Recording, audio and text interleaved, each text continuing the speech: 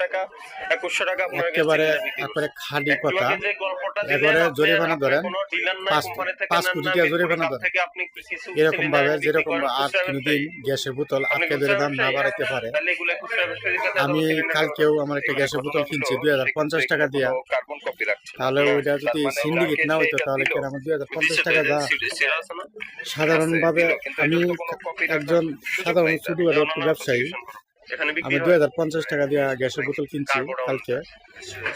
আমি ওই কি ওই বলবো, দোকানটা বলার ভাষা নাই। আমি 1000 টাকা হাওলাত করে আমি রাতে গ্যাসের বোতল কোনটা? আনছি, কারণ পেট আছে, যেহেতু খাওয়া তো লাগবে। তাহলে আমাদের খাওয়া কেন অনলাইন এখানে চিন্তা করে আমি 1000 টাকা হাওলাত করছি, কইরা আমি 2050 টাকা দিয়ে বোতল আনছি। আমি 10-12 দিন আগেও আমি বোতল একটা নিচ্ছি 1250 টাকা দিয়া।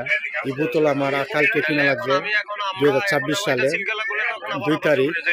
আমি 2050 টাকা দিয়ে কিনছি।